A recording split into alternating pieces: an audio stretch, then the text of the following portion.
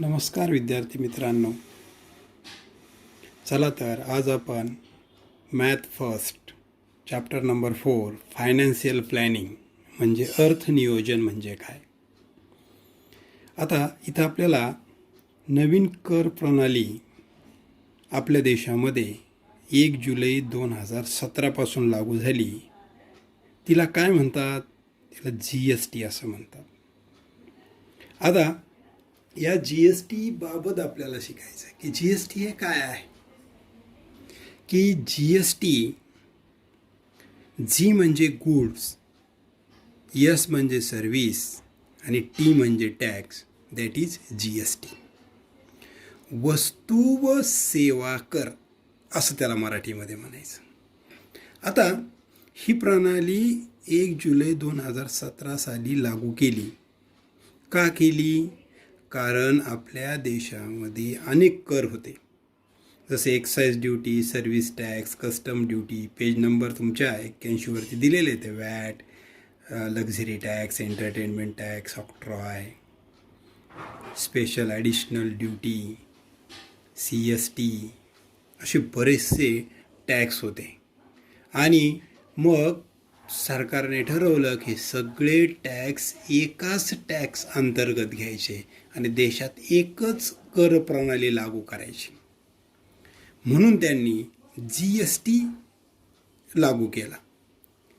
तर GST is one nation, one tax, one market. तुमच्या पुस्तकामध्ये एक सिम्बॉल दिलेला आहे, पहा इथे दिसतोय.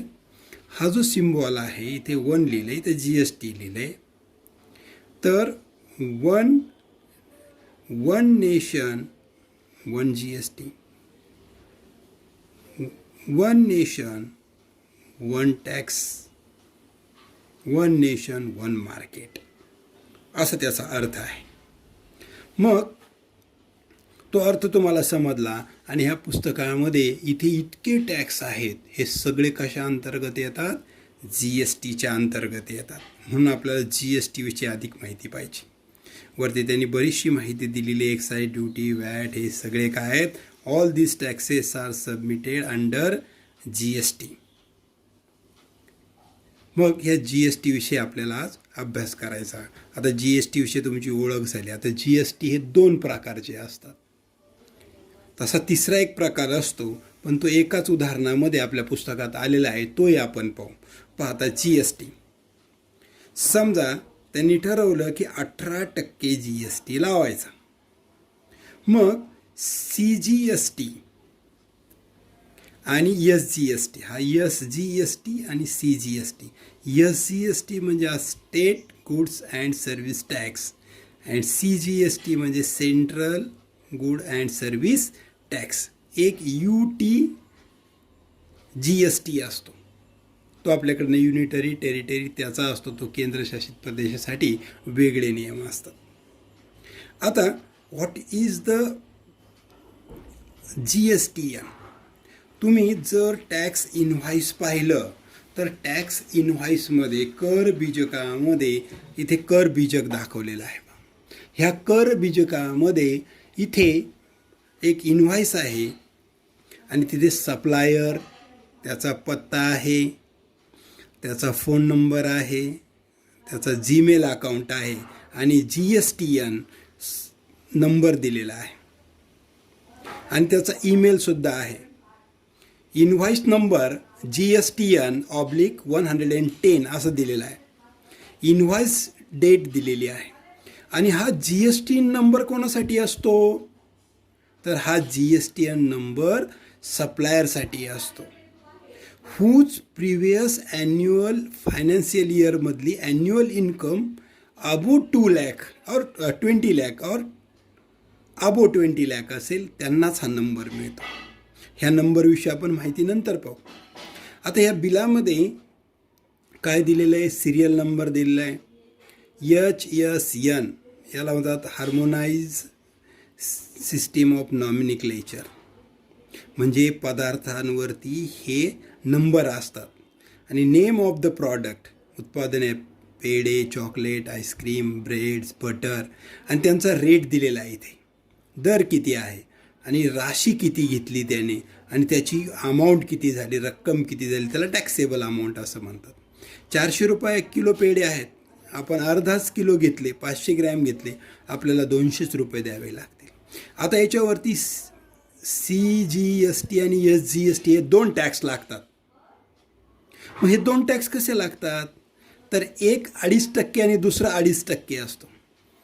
CGST 2.5% असतो आणि SGST सुद्धा 2.5% असतो. हे दोन्ही टॅक्स 2.5% असतात.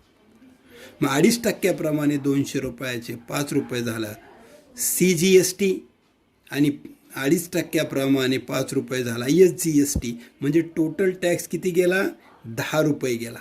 मग आता इथे जर लक्ष दिलं तुम्ही तर दोन्हीकडे टक्केवारी कशी आहे, सारखीच आहे. म्हणजे या उदाहरणामध्ये टक्केवारी सारखी आहे. मग आता 200 रुपये किंमत झाली आणि 10 रुपये टॅक्स बसला, आपल्याला वस्तू केवढ्याला पडली, 210 रुपयाला पडली. असं आपल्याला टॅक्स इनवॉइस तयार करावं लागतं. मग CGSTची टोटल करा, SGSTची टोटल करा आणि याची टोटल करा की तुम्ही टॅक्सेबल अमाऊंट किती आहे ती टोटल करा. इथे ही टोटल ॲड करा. अशा प्रकारे एक टॅक्स इनव्हॉइस आपल्याला तयार करावं लागतं. पुस्तकामध्ये GSTN विषयी माहिती दिलेली आहे बघा, तुम्हाला आत्ता मी जे सांगितलं ते, की good and service tax identification number असतो आणि it is given those persons whose annual turnover in previous financial year exceeds rupees 20 lakh and above, that person got GSTN number. आता GSTN नंबरविषयी आपल्याला माहिती पाहिजे. ठीक आहे, आता लक्ष द्या, GSTN नंबर काय असतो. आता इथे पहा, GSTN नंबरमध्ये 10 अंकी पॅन नंबर असतो. ते अल्फा न्यूमेरिकल असतात, म्हणजे त्याच्यामध्ये काही ABCD मधली आणि काही नंबर्स असतात. GSTNमध्ये 15 अंकी असतात alpha numerical, including 10 digit of pan number. आता इथे एक नंबर दिले पहा, 27 AYRPS 2491J1Z5. किती अंक झाले पहा, हे 10, 2 12, 12 आणि 3 15. हा GSTN नंबर आहे. त्यातलं पहिले जे 2 अंक आहेत 2 digit, that is state code, हा महाराष्ट्र राज्याचा संकेतांक आहे. आणि हे जे 10 अंक आहेत मधले alpha numericals, that is the pan number of that supplier. 1 is the registration. First number indicate that this is the first registration. And Z by default हा सर्वांसाठी एकच असतो. आणि 5 हा आपण कॉम्प्युटरवरती जेव्हा टाकतो तर चेक द सम डिजिट्स आणि ह्यांची बेरीज बरोबर आहे की नाही हे पाहण्यासाठी हा नंबर असतो. एक HSN. आता आपण पाहिलं की पदार्थाला एक कोड दिलेला असतो, म्हणजे वस्तूचा वर्गीकरणातील विशिष्ट क्रमांक तो असतो, क्लासिफिकेशन केलं जातं. एक सॅक एक असतं SAC, सर्व्हिस अकाउंटिंग कोड असा एक असतो. म्हणजे तुमच्या आता GST पूर्ण लक्षात आला. GST म्हणजे काय, तो कसा कॅल्क्युलेट केला जातो. आता त्याच्यावरची उदाहरणं आपल्याला पाहिजे आणि काही तुमच्या पुस्तकामध्ये 83 पेज नंबरवरती तुम्हाला एक तक्ता भरायला दिलेला आहे ॲक्टिव्हिटी स्वरूपात, तोही भरा, मग तुमच्या लक्षात येईल. आता आपण त्याच्या पुढचं पान नंबर पहा, पान नंबर 84 वरती तुम्हाला बरेचसे उदाहरणं दिलेली आहेत की 0 rate of GST, 5%, 12%, 18% and 28%. Highest is 28%. Highly rated. मग यामध्ये कुणाला टॅक्स बसत नाही, 0 रेटेडमधले गुड्स जे आहेत, समजा essential commodities like food grain, fruits, vegetable, milk, salt, earthen pot, etc. does not have any tax. Or other services like charitable trust activities, transport of water, use of road and bridges, public library, agricultural related services, education and health care services, etc. does not have any tax. Now 5%, 12%, 18% and 28%. सर्वात जास्त tax luxury item, motorcycles, spare part, luxury cars, म्हणजे मोठमोठ्या पदार्थांवरती आणि वस्तूंवरती हा कर लागतो. आता यातल्या ज्या सेवा आहेत जसं 5 star hotel accommodation, assembly parks, water parks, theme parks, casino, race course असे श्रीमंत लोक वापरतात त्या ठिकाणी सर्वात जास्त टॅक्स लावलेला असतो. आणि गरिबांचे जे आहेत त्यांना 0% टॅक्स बसतो. आता LPG सिलेंडरवरती 5% टॅक्स बसतो. किती बसतो? 5%च टॅक्स बसतो, हे लक्षात घ्या. या पद्धतीने हा फक्त तुम्हाला माहितीसाठी दिलेला आहे. आता आपण प्रॉब्लेम सेट 4.1 मधली उदाहरणं सोडू. चला तर मग पहिलं उदाहरण सोडू 4.1 मधलं. Problem set 4.1. First example.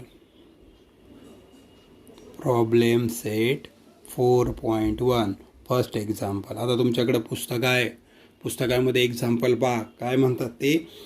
पवन मेडिकल सप्लायज मेडिसिन्स. एक पवन नावाचं मेडिकल आहे, ते मेडिसिन सप्लाय करतं. On some medicines the rate of GST is 12%. म्हणजे आपण सोल्युशनमध्ये काय लिहिणार आता? Rate of GST is 12%. किती आहे GSTचा रेट? 12% आहे. Then what is the rate of CGST and SGST? Central government service tax आणि स्टेट गव्हर्नमेंट सर्व्हिस टॅक्स किती टक्के असेल? तर हा कसा असतो? तर त्याला एक फॉर्म्युला आहे. हा फॉर्म्युला आपल्याला प्रत्येक उदाहरणामध्ये वापरावा लागेल. SGST state goods and service tax equal to CGST central goods and service tax equal to 1/2 GST. हे दोन्ही टॅक्स कसे असतात? तर याच्या निम्मे असतात. म्हणजे आता इथे किंमत टाका. GST किती आहे? 12. 12च्या निम्मे करा, किती झाले? 6%. देअरफॉर इथे लिहा उत्तर SGST इक्वल टू 6% अँड दुसरा काय? CGST equal to 6%. झालं. एवढं सोपं उदाहरण आहे. आता दुसरं उदाहरण सोडू. On certain article if rate of CGST is 9%. आता इथे लिहू आपण काय दिलं ते. Rate of CGST is 9%. किती आहे? 9%. त्यांनी काय विचारलं आहे? Therefore find SGST. स्टेट गव्हर्नमेंटचा टॅक्स 9% आहे, स्टेट गव्हर्नमेंटचा काढायचा आहे आणि केंद्राचा 9% दिलेला आहे. तर हा किती असेल हे एक विचारलं आहे आणि GSTचा रेट एक विचारला आहे. GST किती असेल? आता आपल्याला काय माहिती आहे की सेंट्रल गव्हर्नमेंटचा जो टॅक्स असतो